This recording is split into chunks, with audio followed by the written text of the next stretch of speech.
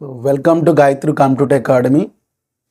ఈరోజు ముఖ్యంగా మనం ఏంటంటే ఇంటర్మీడియట్ తర్వాత లేదా డిప్లొమా తర్వాత మనము ఏం చెయ్యాలి అనే విషయం ఏంటంటే ఇక్కడ విద్యార్థుల్లో ఎక్కువగా మనకి ఏంటంటే ప్రశ్నలు రావడం జరుగుతుంది.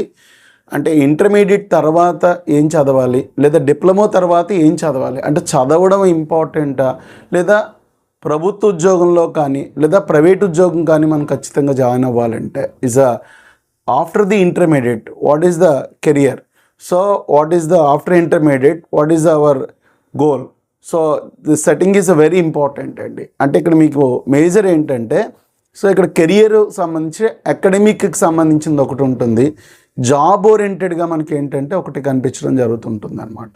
ఈ రెండు చూడాలి. అయితే ఇక్కడ నేను మొదటిగా మీకు చెప్పేది ఏంటంటే ఈ యొక్క 10th క్లాస్ అంటే మనం ప్రీవియస్ క్లాస్ మనం మాట్లాడేటప్పుడు 10th క్లాస్కి సంబంధించిన విషయాలు మాట్లాడాం.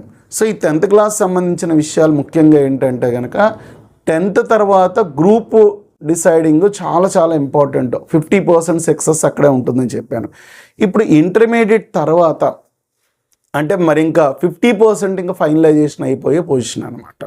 అంటే 50% 10th తర్వాత ఏ యొక్క గ్రూప్ సెలెక్ట్ చేసుకోవాలనేది చాలా ఇంపార్టెంట్. వాటి విషయాలు అవన్నీ కూడా మనం మాట్లాడుకున్నాం. ఇప్పుడు రెండో ఇంపార్టెంట్ ఏంటంటే ఇంటర్మీడియట్ తర్వాత అంటే ఇంకా వాడు ప్రొఫెషన్లో సెటిల్ అవ్వడం.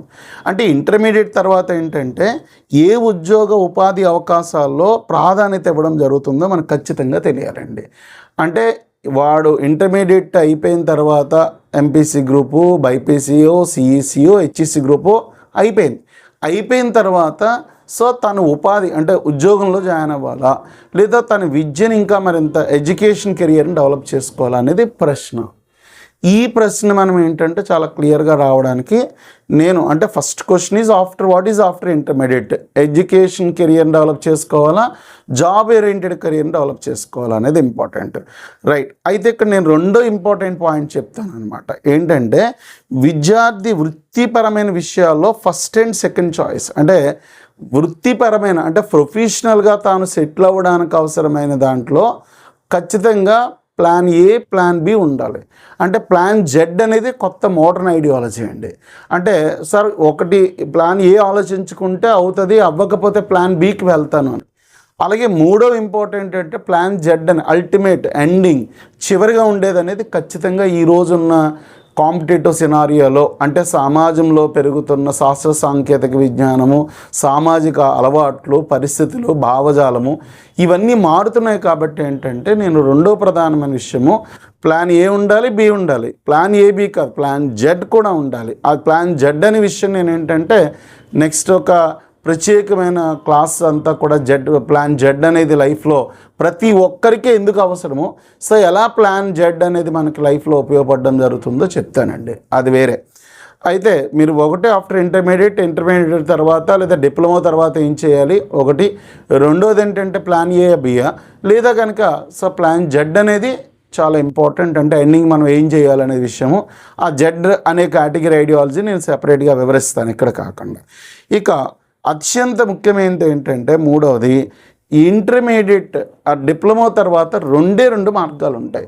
ఒకటి ఏంటంటే కనుక ఎడ్యుకేషన్ని అంటే విద్యని అభివృద్ధి చేసుకోవడం అంటే further higher education after intermediate తర్వాత హైయర్ ఎడ్యుకేషన్కి వెళ్ళడం లేదా ఇంటర్మీడియట్ తర్వాత ఉద్యోగంలోకి వెళ్ళడం. ఇంటర్మీడియట్ తర్వాత ఉద్యోగంలోకి వెళ్ళే కోర్సెస్ అన్నీ ఒక కేటగిరీ అండి. ఇంటర్మీడియట్ తర్వాత డెఫినెట్గా మంచి ప్రొఫెషనల్ కోర్సెస్ జాయిన్ అయ్యి ఆ ప్రొఫెషన్లో పర్ఫెక్ట్గా సెటిల్ అవ్వడం అనేది ఒక దారండి. ఈ రెండిట్లో ఏది ఎన్నుకోవాలనేది చాలా చాలా చాలా కీలకమైనది. ఓకే, ఇందులో ఎన్నుకోవాల్సింది ఏంటి అనేది అక్కడ కుటుంబ పరిస్థితులు, కుటుంబ వాతావరణము, మనకి చుట్టూ ఉన్న పరిస్థితులు, అలాగే తన జీవితంలో త్వరగా సెటిల్ అవ్వడానికి అవ్వాల్సిన పరిస్థితులు, పిల్లల్ని తల్లిదండ్రులు ఎంతవరకు చదివించగలరు, వాళ్ళు వేసుకోవాల్సిన ముఖ్యమైన ప్రణాళిక, ఇవన్నీ కూడా చాలా అంశాలన్నీ కూడా అక్కడ ముడిపడి ఉంటాయి. దాన్ని నేను చెప్పడానికి అంటే ఇంటర్మీడియట్ తర్వాత మా అబ్బాయిని జాబ్లో జాబ్ ఓరియంటెడ్ వైపుకి పంపించవలసి ఉంటుందా లేకపోతే కనుక ఫర్దర్ ఎడ్యుకేషన్కి పంపించవలసి ఉంటుందా అనేది చాలా ఇంపార్టెంట్. ఆస్పెక్ట్ అండి.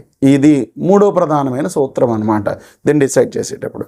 అయితే ఈ మూడో ప్రధానమైన విషయంలో నేను ఏం చెప్తానంటే plan A and B. Plan A అంతా కూడా మనకి ఏంటంటే ఎడ్యుకేషన్కి సంబంధించిన విషయం. ప్లాన్ బి జాబ్ అండి. అంటే అల్టిమేట్గా ఈరోజు ఏంటంటే కనుక జాబ్నే ఇంపార్టెంట్ ఇవ్వడం జరుగుతుంది.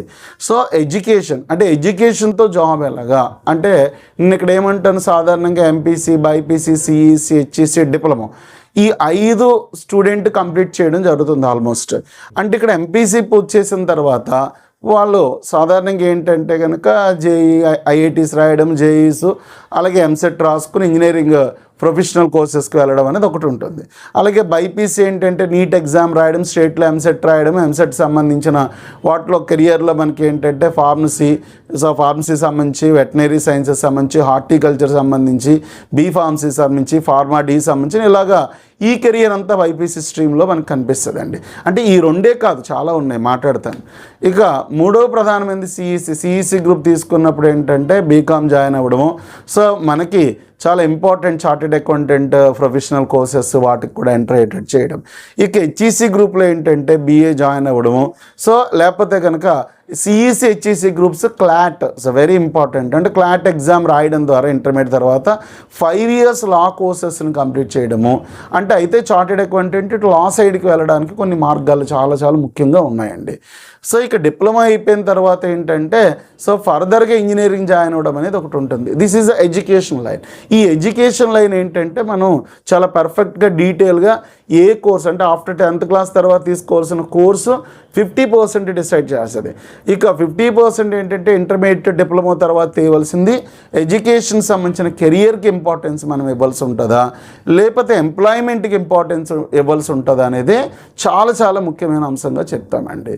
రైట్, నేను ఎడ్యుకేషనల్ ఏరియాకి సంబంధించిన విషయం అంతా కూడా కీలకమైంది. దాని యొక్క కోర్సు, ఆ కోర్సులో ఎక్కడెక్కడ చేయాలైతే మంచిది, ఏ విధంగా చదివితే మంచిది అనేది ఎడ్యుకేషన్ కెరియర్ సంబంధించి.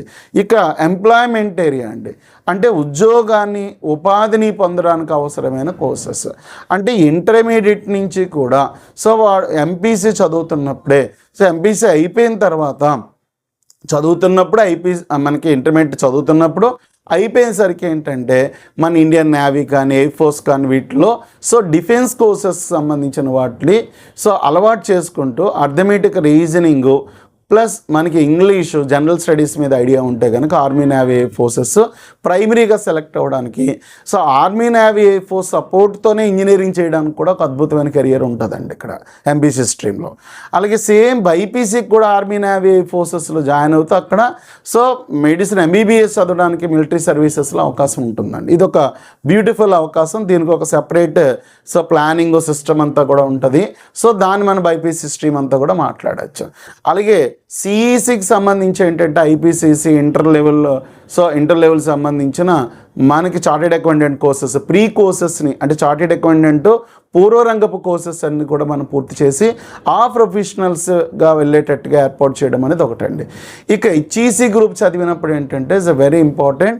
లేదా ఈ యొక్క ఇంటర్మీడియట్ చదువుతున్నప్పుడే స్టాఫ్ సెలక్షన్ కమిషను, ఆర్ఆర్బికి సంబంధించినవి, అలాగే స్టాఫ్ సెలక్షన్లో మల్టీ సర్వీసెస్, మన ఆంధ్రప్రదేశ్ స్టేట్ లెవెల్లో కానిస్టేబుల్ ఎగ్జామ్ సంబంధించి ఇవన్నీ కూడా మనం సిద్ధం అవడం. అంటే ఇక్కడ ఎంపీసీ, బైపీసీ, సిఈసితో పాటు HEC it's very important course అండి. అంటే హెచ్ఈసి గ్రూప్కి సంబంధించిన ప్రిపరేషన్ చేసేటప్పుడు కూడా అక్కడ మీరు ఏం చేయవలసి ఉంటుందంటే కెరియర్లో సేమ్ ఎస్ఎస్సి రాయొచ్చు, ఆర్ఆర్బి రాయొచ్చు, SS staff selection multi task రాయొచ్చు.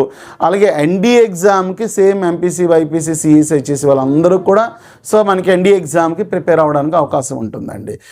ఇంకా హెచ్ఈసి వాళ్ళంటే మనకి ముఖ్యంగా అక్కడ కెరియర్ వేది క్లాట్ అండి. అలా కాకుండా ఇక్కడ హెచ్ఈసితో పాటు ఏంటంటే సిఈసితో పాటు ఐఏఎస్ లేదా ఎంపీసీ, బైపీసీతో పాటు civil service long term preparation with డిగ్రీతో పాటు చేయడం అండి. అంటే నేను ఇందాక మరి ఎడ్యుకేషన్ కెరియర్లో ఇంజనీరింగ్ అవన్నీ చెప్పారంటే అక్కడ డిగ్రీ ప్లస్ ఎంపీసీ, బైపీసీ తర్వాత బీఎస్సీ, బీకాము, బీఏ గ్రూప్. ఇక్కడ నేను ఏమంటానంటే ఇంటర్మీడియట్తో పాటు ప్లస్ డిగ్రీతో పాటు 2 విషయాలు. ఒకటి IAS, SSC, RRB, central government, state government group 1, group 2 preparation చేయడం డిగ్రీతో పాటు. ఇదొక ఇంపార్టెంట్ ప్రోగ్రామ్. సో ఈ ఇంపార్టెంట్ ప్రోగ్రామ్ని ఏంటంటే కనుక సో మనం మార్చేటప్పుడు ఇంపార్టెంట్ ప్రోగ్రామ్ సో ఇది సివిల్ సర్వీస్ డిగ్రీ ఐఏఎస్ని డెవలప్ చేయడం. సో డిగ్రీ ప్లస్ ఆర్ట్స్కి సంబంధించిన కోర్సెస్కి వాటికి కూడా మనం ప్రయారిటీ ఇచ్చేటట్టుగా ఏర్పాటు చేసుకోవడం ఒకటి జరుగుతుందండి. ఓకే, అంటే హెచ్ఈసి గ్రూప్తో సో వాటి జర్నలిజంలోకి వెళ్ళేటట్టు ఏర్పాటు చేయొచ్చు. సో నేషనల్ అనలిస్ట్కి వెళ్ళొచ్చు, ఎస్ఎస్సికి వెళ్ళొచ్చు, ఆర్ఆర్బీకి వెళ్ళొచ్చు. ఇలా ఎంపీసీ, బైపీసీ, సిఈసి, హెచ్ఈసి వాళ్ళందరూ కూడా డిగ్రీ చదువుతూ చేయడానికి ఉంటుంది. సార్ మరి ఇంజనీరింగ్ చేస్తూ డెఫినెట్గా చేయొచ్చు, కానీ ఇంజనీరింగ్ సబ్జెక్టులు నేర్చుకోవడం చదివేటప్పుడు ఆ ఫీజిబిలిటీ ఆ పరిస్థితులు మనకు కనిపించవు. అంటే ఇక్కడ degree IAS, degree central government job, degree state government job, డిగ్రీతో పాటుగా సో ప్రైవేట్ క్యాంపస్ కావాల్సిన రిక్రూట్మెంట్స్ అండి. అంటే అది ఎంఎన్సీస్ కావచ్చు, జనరల్ కంపెనీస్కి ఓవరాల్ స్కిల్స్ ఇస్తూ జాబ్ ఓరియంటెడ్ ఉపాధి అవకాశాలు పెంచుకునే మార్గం అంతా ఒకలా ఉంటుంది. ఇది ఒక ప్రత్యేకమైన స్ట్రీమ్. ఈ స్ట్రీమ్ అంతా నేను సెపరేట్ ఒక video degree plus IAS, degree plus central government, degree plus మనకి ఈ యొక్క స్టేట్ గవర్నమెంట్ జాబ్స్ ప్లస్ డిగ్రీతో పాటు క్యాంపస్ రిక్రూట్మెంట్ అంటే డిఫరెంట్ క్యాంపస్ రిక్రూట్మెంట్స్ మనకి ఎలా జరుగుతాయనే ఒక ఇంపార్టెంట్ కెరియర్ ప్రోగ్రామ్ నేను సెపరేట్గా చెప్తానండి. ఓకే, అంటే ఇక్కడ అకాడమిక్ వైపు వెళ్ళాలా, జాబ్ ఓరియంటెడ్కి వెళ్ళాలన్నప్పుడు జాబ్ ఓరియంటెడ్కి ఫస్ట్ స్టెప్ డెసిషన్ తీసుకుంటే అకాడమిక్ అనేది జరిగిపోయిన తర్వాత ఆలోచిద్దామని కాదు. అకాడమిక్ చదువుతున్నప్పుడు కూడా అంటే డిగ్రీ మనకి ఇంజనీరింగ్ చదువుతూ కూడా మనం కెరియర్లో government jobs, staff selection, RRB, navy, air force, ND exams కూడా ఎలా రాయాలనేది ఒక సెపరేట్ స్ట్రాటజీ. సార్ ఇక్కడ డిగ్రీతో చెప్తున్నారు అంటే నేను ఇంజనీరింగ్తో కూడా మనకి ఏంటంటే దాన్ని చక్కని కోఆర్డినేషన్ ముందుగానే ఉండాలండి. ఓకే, సో కాబట్టి అకాడమిక్, జాబ్ ఓరియంటెడ్ రెండు కూడా ఆఫ్టర్ ఇంటర్మీడియట్ తర్వాత చాలా చాలా ఇంపార్టెంట్. అంటే ఇక్కడ నేను చెప్పే ప్రధానమైన విషయం ఏంటంటే ఎంపీసీ అయిపోయిన తర్వాత మనకి ఐఐటి కానీ ప్లస్ ఎంసెట్ కానీ ఏదో ఒకటి సెలెక్ట్ అయ్యి బీటెక్, బీఈలు జాయిన్ అవ్వడం అండి. సో ఎంపీసీ చదువుతప్పుడు ఆర్మీ, నేవీ, ఎయిర్ ఫోర్స్కి సంబంధించిన arithmetic, reasoning, general studies, English సంబంధించిన సబ్జెక్ట్ ప్రిపరేషన్ చేస్తూ సో మీకు మంచి ఆర్మీ, నేవీ, ఎయిర్ ఫోర్స్లో జాయిన్ అవ్వడం అండి. ఇది చాలా ఇంపార్టెంట్. అలాగే బైపీసీ సంబంధించి ఏంటంటే ఎడ్యుకేషన్ కెరియర్లో మనకి ఏంటంటే ఫార్మసీ ఇవన్నీ కూడా కోర్సెస్ ఉంటాయి. ప్లస్ అదే దాంతో కెరియర్ తీసుకున్నట్టు బైపీసీలో మనం ఏంటంటే రైల్వేలో కానీ స్టేట్ గవర్నమెంట్ సంబంధించిన నర్సింగ్ కానీ ఇలా సేమ్ సెంట్రల్ గవర్నమెంట్ జాబ్స్ సంబంధించిన కొన్ని ప్రత్యేకమైన బయాలజీ స్ట్రీమ్తో కొన్ని జాబ్స్ అవి పడతాయి. వాటికి ముందు నుంచి ప్రిపరేషన్ చేసుకోవడం చాలా చాలా ఇంపార్టెంట్ అండి. అలాగే సిఈసితో బీకాము, ఐపీసీఏ, సిఏ, ఎంబీఏస్ ఇవన్నీ సైడ్ అంతా ఒక స్ట్రక్చర్.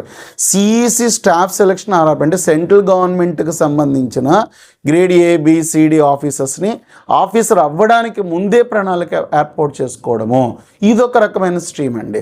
సో దీంతో పాటు కార్పొరేట్ లైన్స్ కూడా ఎలా ఉన్నాయని ఒక జనరల్ ఐడియా అంతా కూడా తీసుకోవడం. ఇక హెచ్ఈసీలో ఏంటంటే హెచ్ఈసీ తీసుకుని బీఏ, పీజీ, పిహెచ్డీస్ ఇది ఎడ్యుకేషన్ స్ట్రీమ్లో మనం చేసుకున్నట్లయితే హెచ్ఈసీతో పాటు ఇండియన్ అడ్మినిస్ట్రేటివ్ సర్వీసెస్కి వెళ్ళడం, ఇండియన్ పోలీస్ సర్వీసెస్కి వెళ్ళడము, జర్నలిజం, మాస్ కమ్యూనికేషన్స్ వెళ్ళడము, అలాగే సో మనకి ఏంటంటే కనుక సో సోషల్ ఇన్ఫ్లుయెన్సర్గా వెళ్ళడము ఇలా చాలా అద్భుతమైన కెరియర్స్ అన్ని రంగాల్లో ఉంటాయి. దీనికి ఏంటంటే డిగ్రీతో పాటే పునాది వేసుకోవాలి. ఆ డిగ్రీతో పాటు పునాది వేసుకోవాలనే ఒక ఎంప్లాయ్మెంట్ ఓరియంటెడ్ చెప్పాను కదా డిగ్రీ ఐఏఎస్. సో డిగ్రీతో పాటుగా సెంట్రల్ గవర్నమెంట్, డిగ్రీతో పాటు Andhra Pradesh public service commission group 1, group 2, అలాగే డిగ్రీతో పాటు క్యాంపస్ అంటే ఎక్స్ట్రాడినరీగా మనకు ఒక జర్నలిజం కానీ so video technology, digital medias కానీ ఇలా మంచి మంచి అన్ని రంగాల్లో మనకు వస్తున్న కొత్త అధునాతనమైన విషయాలన్నీ కూడా క్యాంపస్ ద్వారా వెళ్ళచ్చు. ఆర్ సెల్ఫ్ ఎంప్లాయ్మెంట్ని అద్భుతంగా క్రియేట్ చేసుకోవచ్చు. అన్నిటికన్నా మనకి ఏంటంటే హెచ్ఈసీ స్ట్రీమ్ కానీ మీరు చెప్పేటప్పుడు లా అంటే క్లాట్ ఎగ్జామ్ రాసి సో మనం చక్కగా ఏంటంటే లా ప్రొఫెషన్లోనూ లేకపోతే సివిల్ జడ్జెస్ వాటికి సెలక్షన్, పబ్లిక్ ప్రాసిక్యూటర్ జాబ్స్కి వాటికి కూడా సో వెళ్ళొచ్చండి. ఇలా ఈ జాబ్ ఓరియంటెడ్ దేనికి కోర్సెస్కి వెళ్ళాలనేది నేను నెక్స్ట్ క్లాస్ ఒకసారి ఈ యొక్క కెరియర్ అంటే జాబ్ ఓరియంటెడ్ క్యాంపస్ సంబంధించిన విషయాలు, సెల్ఫ్ ఎంప్లాయ్మెంట్ విషయాలన్నింటినీ కూడా ఆఫ్టర్ ఇంటర్మీడియట్ తర్వాత ఏం చేయాలో డిగ్రీ ప్లస్ దాంతో ఒకటి మాట్లాడడం, అలా ఇంజనీరింగ్ ప్లస్తో ఏం చేయాలనేది ఒక సెపరేట్ నేను ఏంటంటే వీడియో చేయడం జరుగుతుంది అనమాట. ఎటువైనా అంటే మరి డిప్లొమా వెళ్ళే వాళ్ళు ఏంటంటే నేను ఇక్కడ డిప్లొమా వాళ్ళు చెప్పేది మీరు ఇంజనీరింగ్ జాయిన్ అయినా అంటే లేటర్ ఎంట్రీ ఇంజనీరింగ్ డిప్లొమా అయిపోయిన తర్వాత 3 years మీరు స్టాఫ్ సెలక్షన్ కమిషను, స్టేట్ గవర్నమెంట్లో పడే రిక్రూట్మెంటు, సెంట్రల్ గవర్నమెంట్లో పడే రిక్రూట్మెంట్స్కి వీటికి ప్రయారిటీ ఇచ్చుకుంటూ arithmetic, reasoning, English, general studies వీటి మీద కనుక పట్టు సాధిస్తే మీరు డిప్లొమా తర్వాత సో మీరు ప్రభుత్వ ఉద్యోగాల్లో కానీ ప్రవేశ క్యాంపస్ డ్రైవ్స్లో కానీ చక్కగా సక్సెస్ అవ్వడానికి అవకాశం ఉంటుందండి. సో కాబట్టి ఏంటంటే సో నేను 5 విషయాలు చెప్తాను. ఫస్ట్ ఇంటర్మీడియట్ తర్వాత ఏ యొక్క వైపు ప్రయాణం చేయాలి, ఉపాధి వైపు వెళ్ళాలా, విద్యని అభివృద్ధి చేసుకోవాలా అనేది ఫస్ట్. రెండోది అంటే ఎడ్యుకేషన్ లైన్కా సో లేకపోతే కనుక జాబ్ ఓరియంటెడ్కి వెళ్ళాలా, సో లేకపోతే మనకి ప్లాన్ ఏ, ప్లాన్ బి, ఆ ప్లాన్ జెడ్ చాలా ఇంపార్టెంట్. 3 సో అకాడమిక్ లైన్ ఏముంది, జాబ్ ఓరియంటెడ్ లైన్ ఏముందో క్లారిటీగా తెలుసుకోవడము, సో వాటిని ఖచ్చితంగా మనం నమ్మడము, ఆ కోర్సెస్ ద్వారా మనం ఏంటంటే పర్ఫెక్షన్ సాధించడం.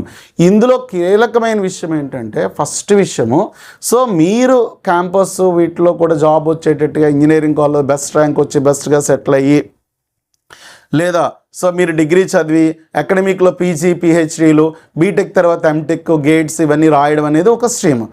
లేదు మనకి ఇంటర్మీడియట్ అయిపోయిన తర్వాత గవర్నమెంట్ జాబ్ రావాలి, ప్రైవేట్లోనైనా మనం వెళ్ళాలి, నాలెడ్జ్ మనం ఎక్వైర్ చేయాలి అంటే ఈరోజు మన నాలెడ్జ్ చాలా ఇంపార్టెంట్ అయిపోయిందండి. అంటే ఒక యూట్యూబ్ ఛానల్లో కూడా జర్నలిజం వర్క్ స్టార్ట్ చేస్తున్నారంటే జర్నలిజం, మాస్ కమ్యూనికేషన్ అక్కర్లేదు, ప్రాక్టికల్ సబ్జెక్ట్ ఉంటే చాలా వరకు సక్సెస్ అవ్వడానికి అవకాశం వచ్చింది. సో ఇవి మనకు ఒక 5 ప్రధానమైన సూత్రాలు. ఇంకా దీని మీద అంటే మనకి జాబ్ కావాలా, ప్రభుత్వానికి సంబంధించి జాబ్ కావాలా, లేదా కనుక మనకి ఇంటర్మీడియట్ తర్వాత సో మన బీటెక్, ఎంటెక్, సో లేకపోతే కనుక మనకి బీఎస్సీ, బీకాము, బీఏ, పీజీ ఇలా డిగ్రీలు పెంచుకుంటూ వెళ్తూ ఉండాలా, సో చదువు ఇంపార్టెంట్, నాలెడ్జ్ గెయిన్ చేయాలా, సో సర్టిఫికేట్ గెయిన్ చేయాలనేది ఇంపార్టెంట్ అండి. నాలెడ్జ్ ఎక్వైర్ చేస్తే మీకు ఆటోమేటిక్గా ఏంటంటే జాబ్ రావడం ఈజీ, సర్టిఫికేట్ ఎక్వైర్ చేయడం అనేది చాలా సులభంగా ఉంటుంది మన ఇండియాలో. కాబట్టి ఈ రెండిట్లో ఏది నిర్ణయించుకోవాలనేది ఆఫ్టర్ ఇంటర్మీడియట్ తర్వాత చాలా క్రూషియల్.